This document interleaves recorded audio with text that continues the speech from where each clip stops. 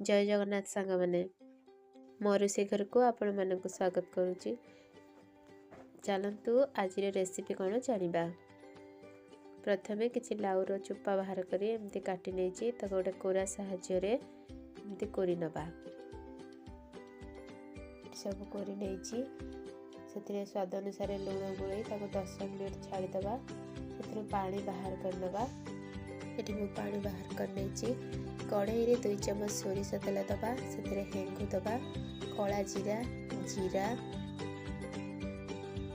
दे भृसुंगा पत्र को देदबा कंचा लंका अदार पेस्ट को देदबा काश्मीर लंका गुंड अल्प हलदी गुंड दे टिके भाजी है दबा मटर छुई नड़िया को मेडी कुची कर नहीं देछि गोटे टमाटो एमती छोट छोट काटिक देदबा मसला अनुसार लुण दबा कारण लाउ रे लुण देइथिले लाउ को दे पुणी ताको टिके कषिबा से दबा अल्प सुजी को मसला सहित मिसई मीडियम आंच रे ताको 5 मिनिट कवर कर सिझाई छाड़देबा। प्रस्तुत हो गला। लास्ट दबा धनिया पत्र तापाई गोटे बेसन बैटर तैयारी करबा।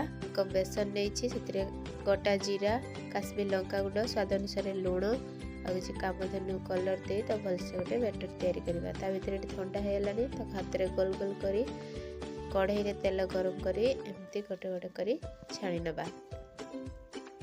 बिना खाइबा सोडारे चॉप बहुत टेस्टी होता है, बहुत नरम होता है।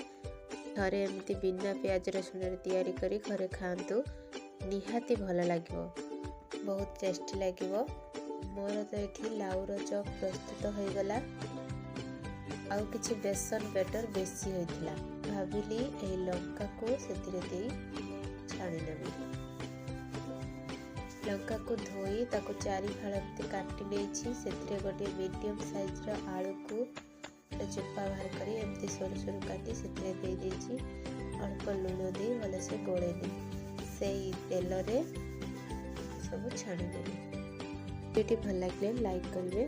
मो चैनल रे नुआ थिले प्लीज मो चैनल को सब्सक्राइब करेंगे।